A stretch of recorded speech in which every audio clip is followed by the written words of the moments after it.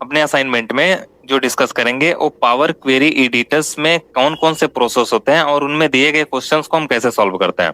और ये जो पावर क्वेरी एडिटर होता है ना गाइस, वो ट्रांसफॉर्मेशन जो ऑप्शन होता है उसके अंदर होता है। यानी कि सबसे पहले आप ट्रांसफॉर्मेशन के अंदर जाके पावर क्वेरी एडिटर वाला पोर्शन करोगे, देन आफ्टर दैट डेटा को लोड करोगे। डेटा लोड करने के बाद आप पावर क्वेरी एडिटर में नहीं आ सकते।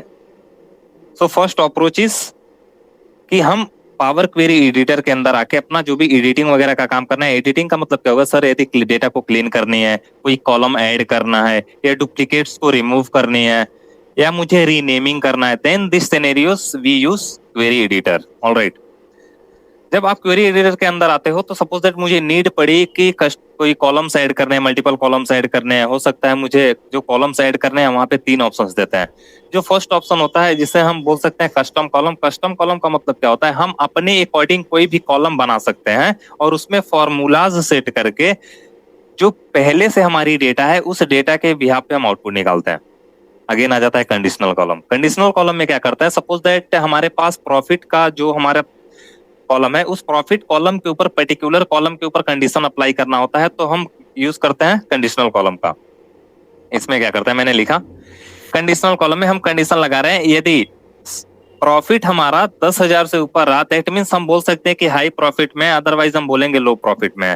तो वहां पे एज इट इज ऑप्शन देता है, इफ देता है, उसके अंदर क्या क्या पुट कर रहे हो वैल्यूज, वो सारी चीजें देता है। और एट द एंड आपको नीचे देता है इल्स। इल्स वाले में जो आप मैसेज प्रिंट करवाना चाहते हो आप वहां भी देख सकते हो। सेम प्रोसेस होता है, इसमें आपको कोड लिखना नहीं है, कोई रॉकेट साइंस नहीं लगानी है, ऐसे सारी चीजें आपको मिल जाएंगी।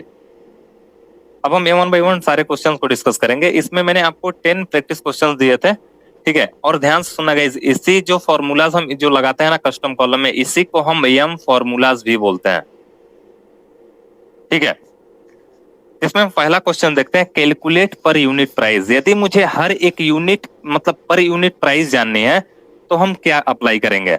सपोज दैट हमारा जो, जैसे मैंने बोला कि 10,000 है और टोटल जो यूनिट है 4 यूनिट की जो प्राइस है वो 10,000 है, तो पर यूनिट प्राइस कितनी होगी? तो आप क्या करोगे? 10,000 में जो आपका नंबर रहेगा उससे क्या करोगे? डिवाइड करोगे ना, ठीक करोगे ना? Yes sir. तो हमारा पर यूनिट प्राइस निकल जाएगा। दैट मीन्स हमें नीड पड़ेगी सर एक यूनिट प्राइस नाम के कॉलम को ऐड करने की। समझना ध्यान से, मैं थोड़ा सा लिखता हूं इस पे। सपोज दैट देखते हैं थोड़ा सा, हमारे पास एक कॉलम है जिसमें है प्राइस, एक हमारा कॉलम है इसमें है यूनिट, ठीक है? हमें फाइंड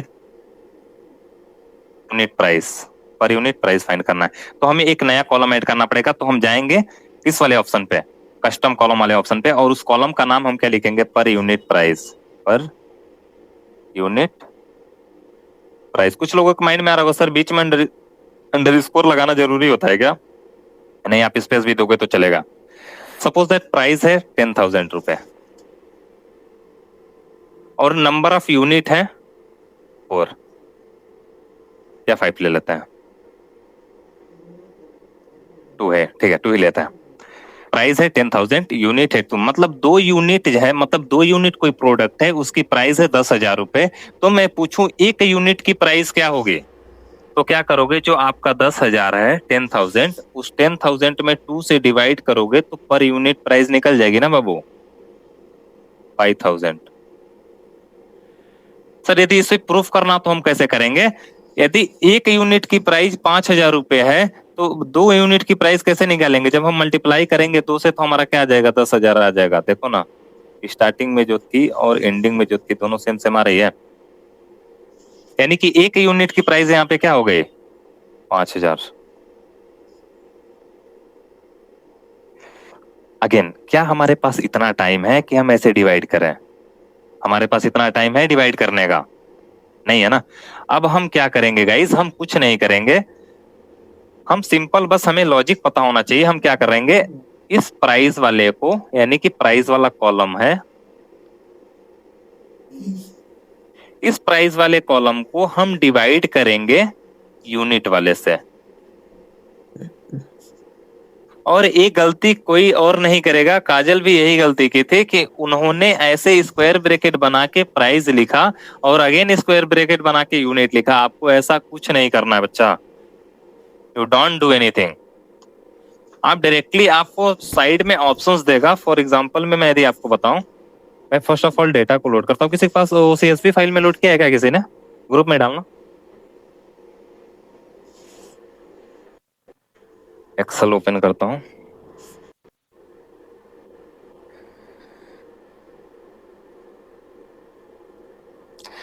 मैं एक ब्लैंक वर्कबुक लेता हूं। ब्लैंक वर्कबुक लेने के बाद मैं इसमें पेस्ट करता हूं। और मैं इस ऑप्शन को सिलेक्ट करता हूं। सिलेक्ट करने के बाद हम क्या करते हैं, देखो क्या करेंगे। सिलेक्ट कर मैंने किया। सिलेक्ट करने के बाद हम आएंगे डेटा वाले ऑप्शन पे। डेटा वाले ऑप्शन में आने के बाद मैं क्या करूंगा, टेक्स्ट टू कॉलम ऑप्शन में आऊंगा, सो दैट अलग अलग कॉलम में मैं कर सकूं। मैं डेलिमिटेड को सिलेक्ट करूंगा और डेलिमिटेड को सिलेक्ट करने या फिक्स्ड विड्थ को भी सिलेक्ट कर सकते हो। उसके बाद मैंने किया नेक्स्ट। नेक्स्ट करने के बाद हम क्या करेंगे, टैब ऑप्शन को मैंने वैसे रहने दे रहा हूँ। मैं अदर को चूज कर लेता हूँ और अदर में मैं सिंबल लगा लेता हूँ और का ये रहेगा। तो क्या करना है, इसके भी यहाँ पे अलग अलग कर देना है। और मैं यहाँ पे क्या करता हूँ, नेक्स्ट करता हूँ। अगेन मैं क्या करता हूँ, नेक्स्ट करता हूँ और आफ्टर दैट मैं फिनिश कर देता हूँ। ये सारे अलग अलग कॉलम में आ गए। मैं इस रो को क्या करता हूँ, डिलीट कर देता हूँ। तो मैंने इस पे प्रेस किया और मैंने इसको डिलीट कर दिया। अगेन मैं इस वाले कॉलम को डिलीट करना है तो राइट प्रेस करके डिलीट वाले ऑप्शन पे आके मैं इसको डिलीट कर दूंगा। ये सारे वैल्यूज अलग अलग हो गए, ठीक है। ये सेल्स है, एक क्वांटिटी है। अब हमें क्या करना है, पर यूनिट प्राइस निकालनी है। यानी कि क्वांटिटी मतलब 5 क्वांटिटी है, 5 क्वांटिटी की वैल्यू 5000 रुपीज है, 3 क्वांटिटी की 3000 रुपए है, 7 की 7000 है, 2 की 2000 है, 5 की 4500 है और 8 यूनिट की 8000 है। अब मुझे नॉर्मली एक एक करके लिखना ना पड़े, हो सकता है हम कैलकुलेशन करें तो गलत हो जाए, बट फॉर्मूला लगाएंगे तो डेफिनेटली गलत नहीं होने के चांसेस है।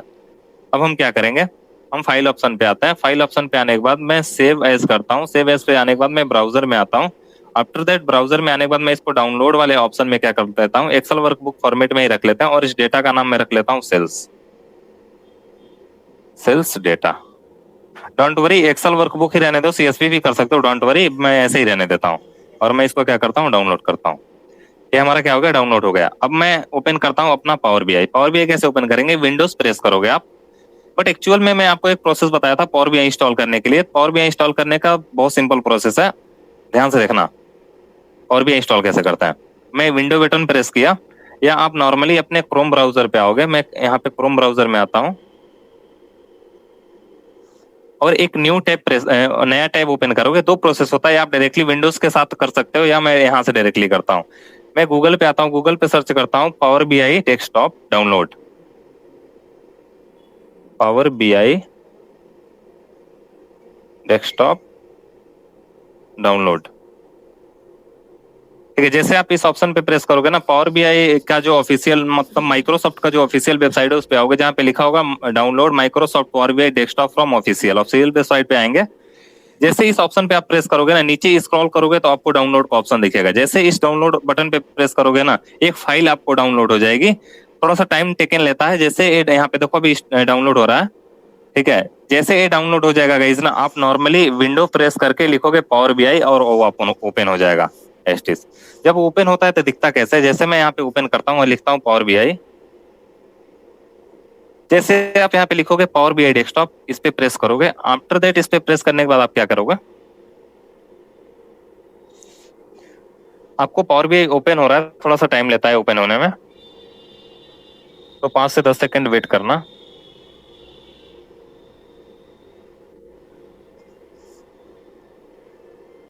तो जैसे पावर BI ओपन होता है ना, कुछ इस तरह का दिखता है और यहाँ पे कुछ ऑप्शन दिखते हैं, भी ये लोड हो रहा है, ठीक है। तो मैंने क्या कि मैं यहाँ पे ऑप्शन दे रहा है ब्लैंक रिपोर्ट का। ब्लैंक रिपोर्ट का मतलब क्या होता है, सारी चीजें खाली रहती है, कुछ नहीं रहता है। मैं इस पे ब्लैंक रिपोर्ट पे प्रेस करता हूँ। प्रेस करने के बाद हम वर्किंग एरियाज में आ जाते हैं। वर्किंग एरियाज का मतलब क्या होता है, जिसमें हम काम करते हैं।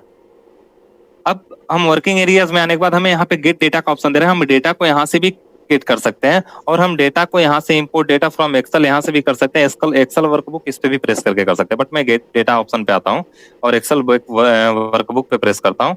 दैट मीन्स हम एक्सेल वर्कबुक पे इसलिए प्रेस किया ना, क्योंकि जो हमारी फाइल है ना वर्कबुक में है, एक्सेल वर्कबुक में। यदि CSV में रहती ना तो मैं CSV को सिलेक्ट करता, यदि SQL में रहती देन दैट टाइम हम SQL करते हैं। मैं आता हूँ, यही हमारी सेल्स की डेटा है। मैं इसको क्या किया, फाइल्स इसमें आ गई। अब मैं इसको ओपन करके लोड कर लेता हूँ। जैसे हमारी डेटा लोड होती है ना, तो हमें तीन ऑप्शन दिखते हैं। फर्स्ट ऑप्शन जो देता है वो लोड का ऑप्शन देता है, सेकंड ऑप्शन जो देता है वो ट्रांसफॉर्म का ऑप्शन देता है, और थर्ड जो देता है वो कैंसिल का ऑप्शन देता है। लोड का ऑप्शन क्या कब यूज करते हैं, जैसे सपोज दैट हमारे में कोई चेंजेस वगैरह नहीं करने हमारी डेटा में, हम डायरेक्टली ग्राफ या चार्ट उसके ऊपर बनाना चाहते हैं, देन दैट टाइम हम डायरेक्टली डेटा को लोड करेंगे। यदि हमें डेटा के अंदर ट्रांसफॉर्मेशन करनी है, दैट मीन्स मुझे पावर क्वेरी एडिटर का यूज करना है, देन दैट टाइम हम क्या करेंगे, ट्रांसफॉर्म का यूज करेंगे। बट अभी ये एक्सेबल नहीं, मतलब क्लिकेबल नहीं है, और क्लिकेबल इसको बनाने के लिए फर्स्ट ऑफ ऑल आपको डेटा को सिलेक्ट करना होगा। जैसे हम डेटा को सिलेक्ट करेंगे गाइस ना, ये हमारा क्या हो गया, डेटा हमारे यहाँ पे विजुअल भी हो जाएगी, और यहाँ पे तीनों ऑप्शंस एक्टिव हो गए। First option is the load option, and second option is the transform data option, and third option is the cancel option. मैं ट्रांसपोर्ट डेटा ऑप्शन पे प्रेस करता हूँ। जैसे मैं प्रेस करता हूँ ना, कुछ इस तरह से हमारी डेटा क्या होगी, ट्रांसफॉर्मेशन ट्रांसफॉर्म करने के लिए जो हमारा पावर क्वेरी एडिटर होगा ओपन हो जाएगा। सर हमें कैसे पता चलेगा? आपको पता चलेगा यहाँ से, यहाँ पे लिखा होगा पावर क्वेरी एडिटर ओपन है ऑलरेडी। ऑलराइट, अब यहाँ पे मैंने आपको जब कल डिस्कस किया था प्रीवियस क्लास में, बायो में लिंक ऑलरेडी मिलेगा आपको, वहां पे सर्च करोगे तो आप इजीली उस पर क्लिक करके जा सकते हो प्रीवियस वाली क्लास में।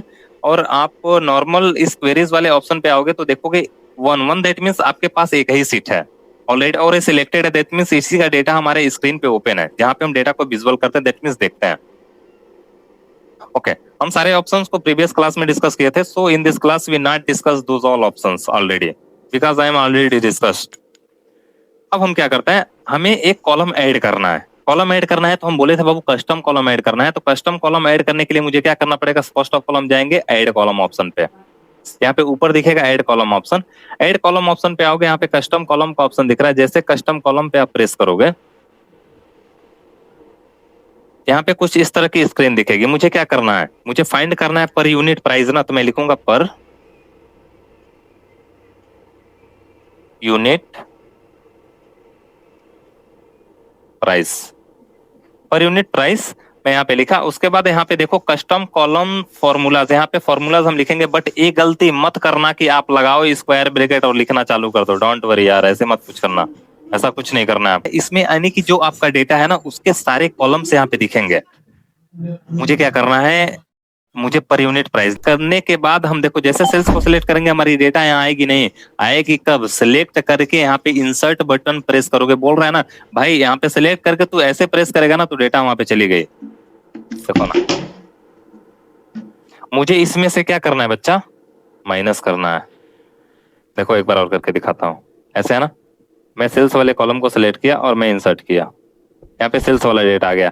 इसमें से मैं क्या करूंगा, डिवाइड करूंगा किस पे, किससे, क्वांटिटी से ना, क्वांटिटी ये है हमारी, और मैं इसको भी इंसर्ट कर लेता हूँ और मैं क्या कर देता हूँ, ओके करता हूँ।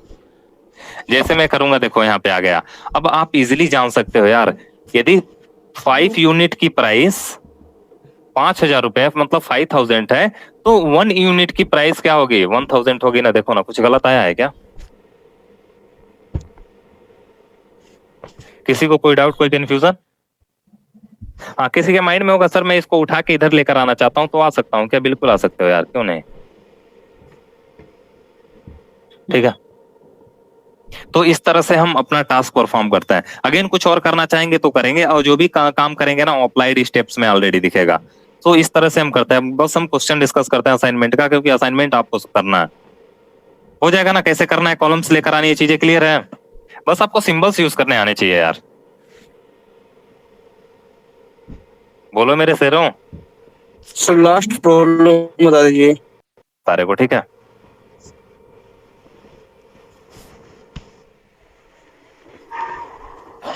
ओके, अगेन हमारा जो क्वेश्चन है सेकंड नंबर क्वेश्चन बोल रहा है क्रिएट सेल्स कैटेगरी, हाई है या लो है। अब बताना सेल्स कैटेगरी बताना है हाई या लो, यानी कि कंडीशन मुझे लगानी है ना यार, मुझे कंडीशन लगानी है तभी तो पता चलेगा हाई या लो है। यानी कि कंडीशनल कॉलम में जाएंगे, और कंडीशनल कॉलम में हमें क्या बोल रहा है, कंडीशन बोल रहा है, कंडीशन हमें ये दे रहा है यदि सेल्स 5,000 से अधिक है, यदि हमारा सेल्स 5,000 से अधिक है तो मैं बोलूंगा हाई है, अदरवाइज मैं बोलूंगा लो है। यानी कि इल्स में मैं क्या लिखूंगा, लो, और इफ वाले में मैं क्या लिखूंगा, हाई लिखूंगा। और जो वैल्यूज पुट करूंगा किससे कंपेयर करा रहे हैं, 5,000 से, और जो देगा इज ग्रेटर देन पे प्रेस करेंगे, क्योंकि केवल हमें ग्रेटर देन करना है। तो हो जाएगा ना, कुछ इस तरह से करेंगे। मैं आता हूँ पावर बीआई में, मैं सारे नहीं क्वेश्चंस करूंगा, कुछ ही क्वेश्चंस करूंगा, बाकी आप करना, ठीक है। मैं आता हूँ ऐड कॉलम में, ऐसे ही रहने देता हूँ, और मैं आता हूँ कस्टम कॉलम पे नहीं करेंगे, कंडीशनल कॉलम पे करेंगे, क्योंकि हम कंडीशन अप्लाई कर रहे हैं। जैसे कंडीशनल कॉलम में बोल रहे हैं, ये बोल रहा है कि आप जो कॉलम रख रहे हो उसका नाम क्या रखना चाहते हो। मैं सोचा कि इसका नाम रख देता हूँ परफॉर्मेंस, ठीक है। मैं परफॉर्मेंस रखा और इफ कंडीशन लगाया। कॉलम का नाम किस कॉलम पे लगाना चाहता हूँ, बोल रहे हैं कॉलम का नाम। ऊपर हेडिंग देखते जाना, ध्यान से सुनना, रटना नहीं है। इफ का मतलब होता है, यदि मैं आपको पाइथन में पढ़ाया भी था ये चीज, और कॉलम का मतलब क्या होता है आप जानते हो, जो वर्टिकली होते हैं उन्हें हम कॉलम बोलते हैं। जैसे इस पे प्रेस करेंगे ना, सारे कॉलम्स मुझे दिख जाएंगे। मुझे किस कॉलम के ऊपर अप्लाई करना है बाबू, सेल्स के ऊपर ना, तो मैं प्रेस करूंगा सेल्स। ऑपरेटर बोल रहा है, ऑपरेटर का मतलब सिंबल क्या लगाना चाहते हो या किससे कंपेयर कराना चाहते हो, इक्वल्स हो नहीं, इज ग्रेटर देन हो। वैल्यू, वैल्यू का मतलब क्या होता है, कोई आप न्यूमेरिक जिससे कंपेयर कराना चाहते हो। 5000 ना, यस सर। मैं लिख दिया 5000। उसके बाद अगेन बोल रहे हैं बाबू ना, देन तब क्या आउटपुट दिखना चाहिए। यदि 5000 से ज्यादा हो तब आउटपुट हमें दिखना चाहिए, यानी कि इफ के अंदर एग्जीक्यूट करेगा। हम लिखेंगे क्या, आई। अदरवाइज, अदरवाइज का मतलब क्या होता है, इल्स, और इल्स में हम क्या लिखेंगे, लो। दैट मीन्स इसके कहने का मतलब है, यदि हमारा सेल्स 5000 से अधिक रहा, इज ग्रेटर मतलब अधिक रहा, तो हाई दिखेगा, अदरवाइज मुझे लो दिखेगा। इसका मतलब यही होता है ना, अन्यथा। Yes sir. मैं करता हूँ ओके। आप देखो एक परफॉर्मेंस नाम का ऐड हो गया होगा, और यहाँ पे सारे ऑप्शंस आपको ऑलरेडी दिख रहे होंगे, वैल्यूज। सो दैट गाइस, कैसे कर रहे हैं चीजें, पूरा समझ में आ रही है पूरा। Yes sir. हो जाएगा, किसी को कोई डाउट यहाँ तक। ओके अगेन कुछ, कोई बोल रहे हैं कुछ।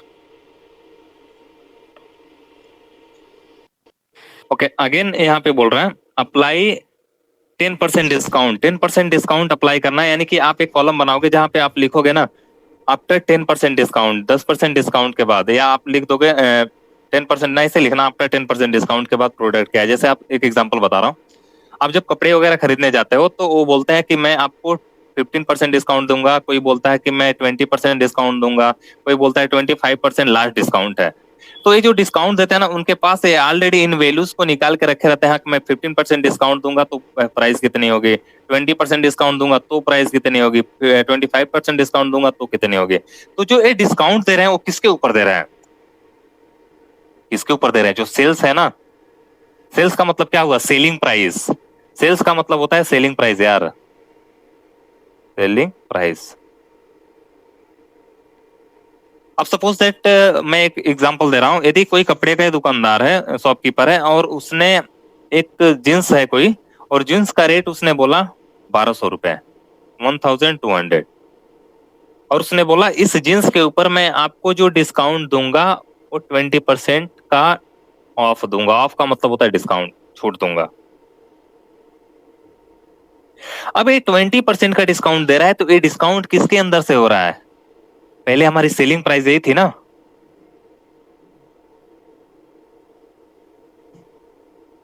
सेलिंग प्राइस बिफोर सेल, यार जिसे आप इजीली वर्ड में बोल सकते हो एमआरपी, मार्क प्राइस। क्लियर, समझ में आया।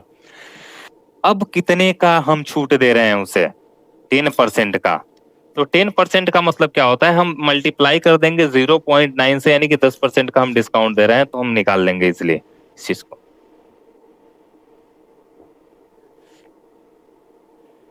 बोलो ना। अगेन आ रहा है, सपोज दैट जीएसटी ऐड करना है, तो जीएसटी ऐड करना है, बोल रहे हैं 18% का जीएसटी ऐड करना है। आपको कुछ नहीं करना है, कॉलम्स का नाम तो बस लेना है यार, मैंने फॉर्मूलाज तो ऑलरेडी दे दिया था। ऐड 18% जीएसटी, 18% जीएसटी उस पे लगानी है। देखो ये प्योर बिगिनर लेवल पे नहीं है, यदि आप इसको सीख रहे हो तो एज इट इज कंपनी में अप्लाई होते हैं। मैं कुछ भी ऐसा चीज नहीं बताऊंगा कि आपको घुमा घुमा के बताऊं, नहीं ऐसे करो वैसे करो हो जाएगा, कुछ नहीं। जो आप कंपनी में यूज करोगे वही, थोड़ा कड़वा लगेगा बट नो इशू यार, गुड पियो, जरूरी है कड़वा भी। अगेन इसमें हम देखेंगे कॉन्सेप्ट में हमें क्या कर रहा है, इंक्रीज सेल्स बाय टैक्स, ठीक है। और बेसिकली इसमें फॉर्मूलाज क्या यूज करेंगे हम, सेल्स यानी कि कॉलम के ऊपर ही जीएसटी लगाएंगे ना, 1.18। दैट मीन्स हम कितने परसेंट का जीएसटी लगा रहे हैं, 18% ना।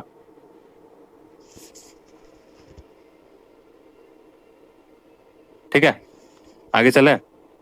यदि यही होता 20% का रखता रहता तो क्या होता, 2 हो जाता ना। मल्टीप्लाई कैसे कराते हैं, 2 से, नहीं समझ में आ रहा है। यदि 18% का जीएसटी लगा रहा है तो ध्यान से देखना, 10% का मतलब होता है 1, उसके बाद वो डेसिमल्स में कंपेरिजन करने लगता है।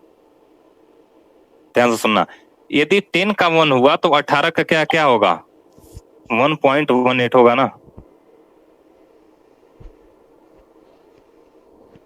का जीएसटी रहता है इसके ऊपर तो क्या हो जाता हमारा, जब 10 का 1 आ रहा है तो 20 का क्या आएगा। तो इस तरह से हम चीजें करेंगे। तो बस आपको ये यूनिट लिखनी है। आगे ना जाते हैं, मैं सारा चीज बताऊंगा यार, मैं बस आपको कॉलम्स सिखा रहा था कि एक्चुअल में हम कॉलम्स ऐड कैसे करेंगे और प्रोसेस कैसे करेंगे। और जब आप ये चीजें करोगे ना तो आपके माइंड में थॉट प्रोसेस भी आने लगेंगे, एक्चुअल में मुझे करना कैसे है। क्योंकि मैं जब इसके बाद जो डिस्कस करूंगा, जो क्लासेस हम लेंगे ना, उसमें सारे इंटरफेस के बारे में ही आपको दिखाई देंगे सारी चीजें। ओके, अगेन हम देखते हैं 5th नंबर क्वेश्चन हमारा बोल रहा है extract month from order date. ठीक है, एक्सट्रैक्ट मंथ, मंथ आपको एक्सट्रैक्ट करना है कहां से, ऑर्डर डेट के अंदर से मुझे मंथ को एक्सट्रैक्ट करना है। तो उस टाइम हम फॉर्मूलाज क्या लगाएंगे, डेट के अंदर से डेट डॉट मंथ, उसके अंदर मैं चूज करूंगा क्या, ऑर्डर डेट। दैट मीन्स आप इसको ऑलरेडी लिखोगे date dot month custom column में ही, और फंक्शन लगाओगे, सॉरी मतलब पैरेंथेसिस ब्रैकेट लगाओगे, फंक्शन का सिंबल लगाओगे, क्योंकि मंथ एक प्रकार का फंक्शन है। और उसके अंदर आप क्या करोगे, पैरेंथेसिस नहीं लगाओगे, डायरेक्टली आप प्रेस कर दोगे वहां पे जो कॉलम्स के नेम चूज करने के लिए होता है उसको प्रेस करोगे। सर हम इसको नहीं चूज कर सकते क्या, बाबू वहां पे डेट नाम का ऑप्शन हुआ होगा ही नहीं। यदि होगा भी तो आप डायरेक्टली डेट के अंदर से आप मंथ वाली चीजें लिख के मंथ बस आपको सिलेक्ट करना है और इस कॉलम को चूज कर लोगे। आया समझ में, तो केवल मंथ एक्सट्रैक्ट करके निकाल के देगा। अगेन क्वेश्चन नंबर 6 बोल रहा है extract year from order date. Year select करना है ऑर्डर डेट के अंदर से, सेम फॉर्मेट करना है। यहाँ पे देखो आप मंथ एक्सट्रैक्ट कर रहे थे तो डेट के अंदर से मंथ ले रहे हो, यहाँ पे डेट के अंदर से ईयर ले रहे हो, सेम है, कुछ नहीं करना यार, हो जाएगा ना। अगेन हमारा जो 7th number column, 7th number question था, वो हमारा 7th नंबर जो क्वेश्चन था, कंबाइन सिटी एंड कैटेगरी। बोल रहे हैं सिटी और सिटी एंड कैटेगरी को क्या करना है, कंबाइन करना है। दैट मींस एक्सपेक्टेड आउटपुट हमारा क्या आना चाहिए, दिल्ली, और दिल्ली में जो प्रोडक्ट है वो इलेक्ट्रॉनिक्स, इस तरह से दिखनी चाहिए। दैट मींस मुझे क्या करना है, कंबाइन करना है। तो कंबाइन करना है, और कंबाइन करना है तो इनके बीच में जो वे सिंबल यूज करनी है वो अंडर स्कोर यूज करनी है। यदि आपको स्पेस यूज करना होगा तो आप डबल कोटेशन के अंदर आप क्या लगा दोगे, स्पेस दे दोगे। यदि आपको पर्टिकुलर सपोज दैट इसके जगह पे कोई और सिंबल यूज करना है, डबल टाइम अंडर स्कोर, तो आप double time under score use कर लोगे। यदि इसके अंदर आप single time under score use करना चाहते हो, so that you can use single under score. और इसको स्ट्रिंग के अंदर इसलिए लिखा जाता है क्योंकि स्ट्रिंग में जो भी वैल्यूज लिखते हैं वो एज इट इज दिखता है। क्लियर हुआ ना। Yes sir. तो मुझे कंबाइन किसको किसको करना है, सिटी को करना है। दैट मीन्स मुझे लेना पड़ेगा किसको, सिटी। सिटी को। दैट मीन्स वहां पे अवेलेबल कॉलम्स के अंदर मैं जाकर सिटी को सिलेक्ट करूंगा तो सिटी यहाँ पे ऑटोमेटिक आ जाएगा। और मुझे किसको लेना है, कैटेगरी। कैटेगरी को। और मैं सिटी और कैटेगरी को ले लिया, और दोनों को मैं कैसे लूंगा, अवेलेबल कॉलम्स के अंदर से लूंगा। अब मुझे क्या करना है बाबू, इन दोनों को एक दूसरे के साथ क्या कराना है, अटैच कराना है। मैं एक बार एंड लगा दूंगा, ये अटैच करा देगा। बट मुझे एक और चीज चाहिए, उनके बीच में स्पेस रहे, अटैच ना रहे, मतलब दिल्ली सटे हुए इलेक्ट्रॉनिक्स ना रहे, थोड़ा सा स्पेस रहे या अंडर स्कोर रहे। मैं अंडर स्कोर लगाता हूँ। अंडर स्कोर लगाने के लिए आपको पता है क्या लगाओगे, डबल कोटेशन के अंदर आप क्या लिखोगे, अंडर स्कोर। तो सिटी के साथ ए अंडर स्कोर अटैच हो गया, लेकिन मुझे अटैच और किसको करना है, कैटेगरी को भी तो करना है, फिर लगाएंगे सो दैट जो है दोनों आपस में अटैच हो जाएंगे। आया समझ में, थ्रू अंडर स्कोर।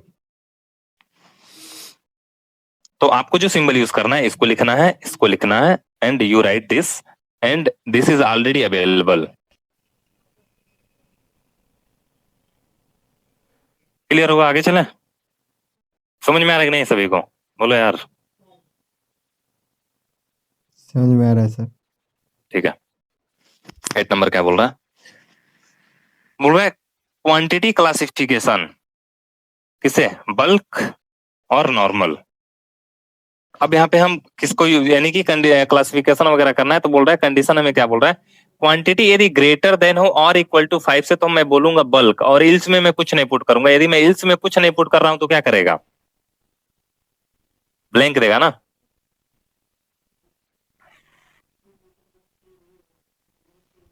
इन इल्स पार्ट ब्लैंक देगा ना, यदि मैं कुछ ना पुट करूं।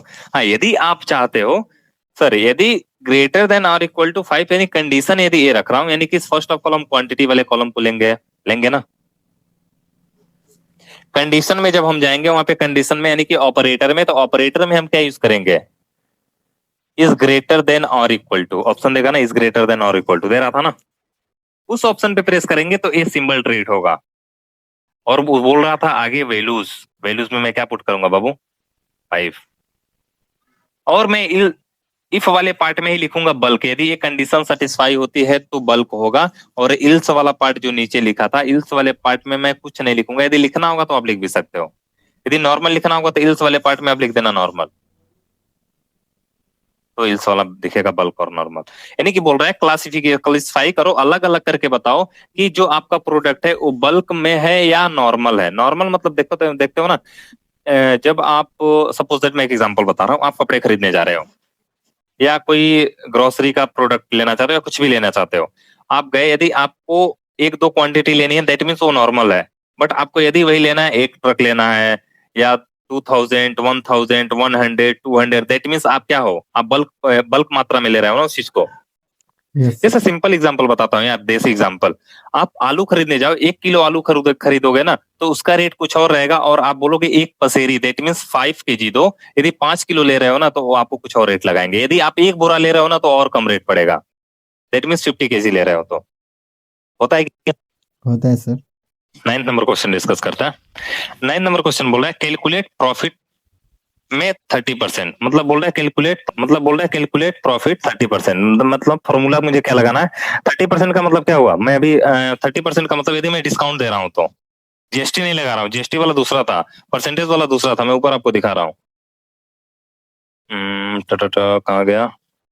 हाँ देखो, 10% डिस्काउंट था ना यहाँ पे, तो हम 0.9 लिख रहे थे। तो इसी तरह से हम यहाँ पे कितना प्रॉफिट पे डिस्काउंट दे रहे हैं ना, कहाँ गया यार? हाँ, 30% डिस्काउंट, दैट मीन्स फॉर्मूला में हमें क्या यूज करेंगे? 0.3। बट एक्चुअल में हम डिस्काउंट प्रॉफिट 30% का प्रॉफिट, यानी कि परसेंटेज मुझे हटाने के लिए क्या करना पड़ता है? 30% में, यानी कि प्रत्येक में 100 डिवाइडेड बाई 100 करता है ना, तो 10 से 10 गया, और जब इसको डिवाइड करेंगे तो 0.3 ही आएगा ना, 0.3333 ऐसे करके आता है।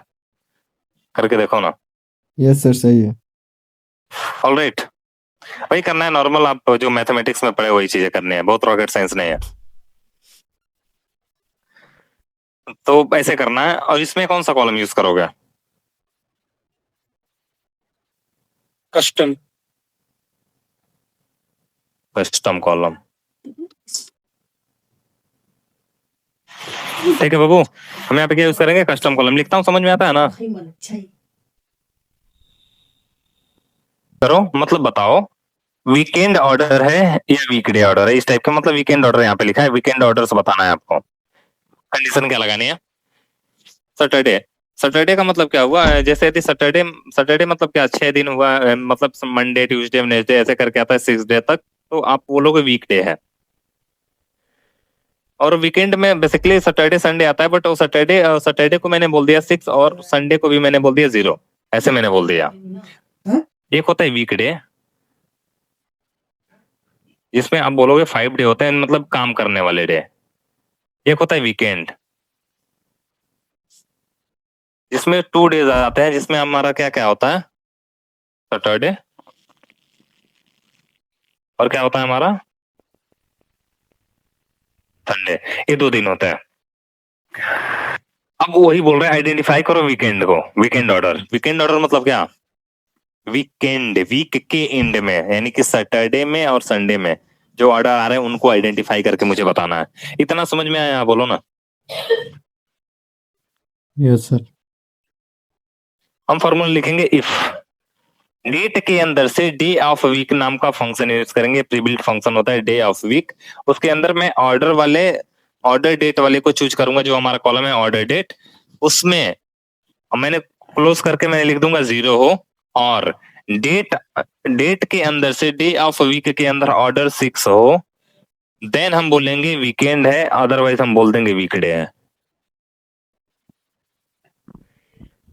यानी किसमें भी आप कस्टम कॉलम यूज कर लोगे तो भी चलेगा, कस्टम कॉलम का यूज करेंगे। ठीक है। इफ डेट के अंदर से मैं डेट ऑफ वीक को मैं चूज कर रहा हूं,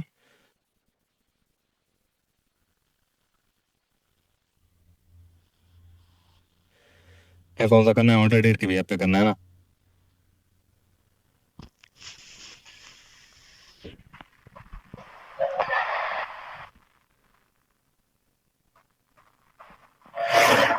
मैं आता हूँ, कंडीशनल कॉलम नहीं करेंगे, कस्टम कॉलम में करता हूँ। कस्टम कॉलम में कॉलम का नाम क्या रख ले, वीकेंड सेल ना।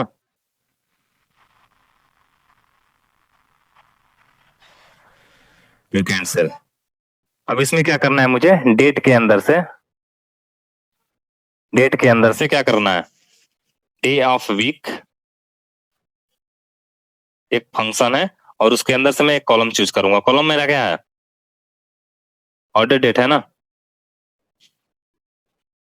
बोलो ना। डेट के अंदर से डे ऑफ वीक में ऑर्डर डेट के साथ हम अगेन क्या कर रहे हैं यहाँ पे, हम यहाँ पे क्या कर रहे हैं, ऑर्डर को मैंने ले लिया, अगेन मैं उसको असाइन मतलब कंपेयर करा रहा हूँ 0 हो, ये असाइनमेंट नहीं है, इज इक्वल टू है, मतलब ऑर्डर 0 हो और ऑर्डर हमारा क्या हो, सॉरी फंक्शन है ना, क्लोज कर दिया, इज इक्वल टू मैंने लिखा 0 हो और मैं लिखूंगा, और के बाद हम क्या लिखेंगे, अगेन डेट के अंदर से डे ऑफ वीक हमारा क्या हो, किसके ऊपर अप्लाई करेंगे, ऑर्डर डेट ना, ऑर्डर डेट, ऐसा नहीं करता, ऑर्डर डेट लिख लेते हैं ऐसे डायरेक्टली, प्रेस किया, ओके किया, ऑर्डर डेट, और मैं इसको भी कर लेता हूँ क्लोज। असाइनमेंट मैंने सिंबल लगाया और एक इसके बराबर हो, एक इसके बराबर हो, यदि 6 के बराबर होता है 0 हो और असाइनमेंट लगा के मैं 6 लिख देता हूं, मतलब जी इक्वल टू लगा के 0 इज इक्वल टू लगा के मैंने लिखा 0। यदि ऐसे होता है मैं लिखूंगा देन 6 सॉरी 6 लिखेंगे ना, मैं लिखता हूँ 6, मैंने लिखा यदि से मतलब 0 हो और मतलब या तो 0 आ जाए, मतलब संडे आ जाए या सैटरडे आ जाए, दोनों में से कोई भी आ जाता है, देन हम क्या बोलेंगे, वीकेंड। दोनों आएगा तो क्या बोलेंगे, वीकेंड बोलेंगे ना, वीकेंड। अदरवाइज हम क्या बोलेंगे, देखो देन हम वीकेंड बोलेंगे, इल्स में मैं क्या लिखूंगा, इल्स हम बोलेंगे इल्स हम बोलेंगे उसको क्या, वीकडे।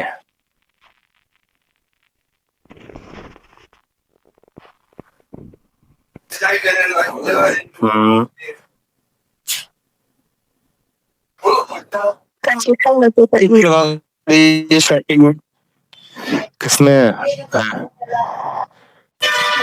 एक मिनट हो गया ना, डेट के अंदर से मैंने order date, if date of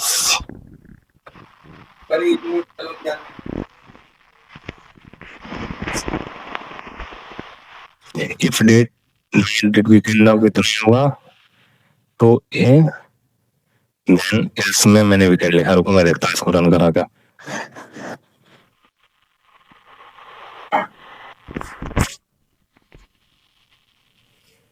ठीक है, आपको दिखा रहा है ना वीकेंड,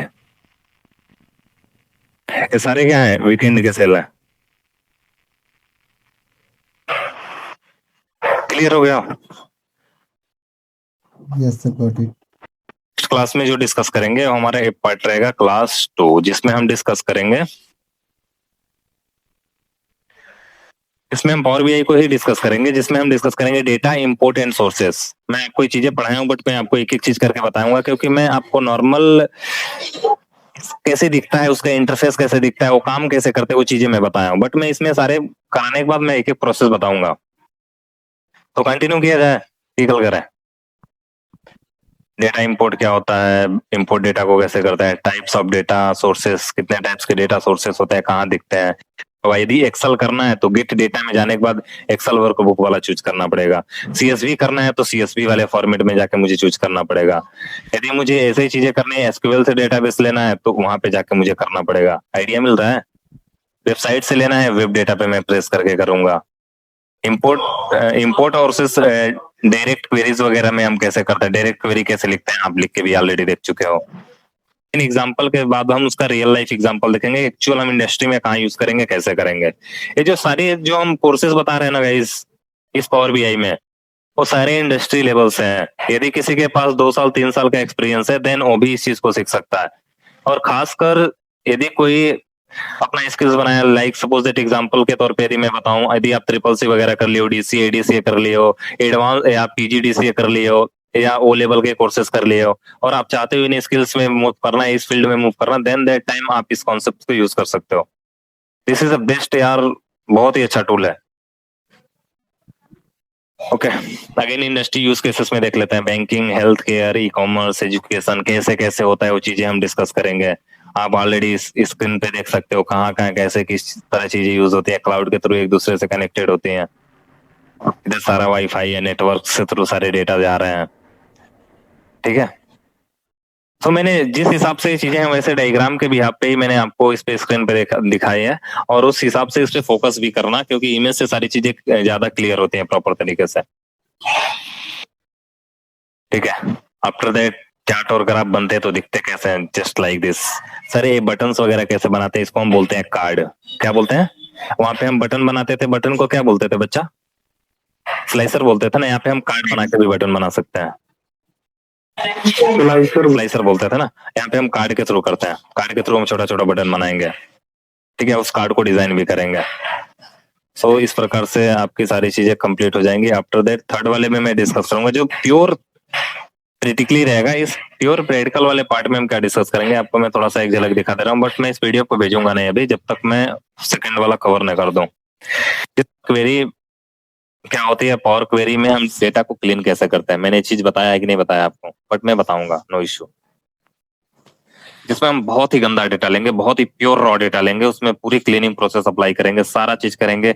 स्टार्टिंग में मिस्टर विस्टर, यदि मुझे सपोज दैट प्रीफिक्स लगाना है, सफिक्स लगाना है, ऐसी चीजें भी करेंगे। और मैं इस पे ऑलरेडी आपको पावर बीआई का चीट शीट वगैरह भी मैंने मेंशन कर दिया है, यदि आप चाहोगे तो आप इसको भी यूज कर सकते हो। इसमें सारे फॉर्मूलाज ऑलरेडी लिखे पड़े हैं, ठीक है बाबू। तो आप पीडीएफ के साथ साथ इसको भी यूज करो, क्योंकि पीडीएफ में ऑलरेडी मेंशन है। ओके, तो हो जाएगा ना। अगेन इसके बाद हम डिस्कस करेंगे रिमूव कॉलम्स, यानी कि जब हम पावर क्वेरी एडिटर में आएंगे तो कॉलम्स को रिमूव कैसे करेंगे, रोज को, वो भी देखेंगे।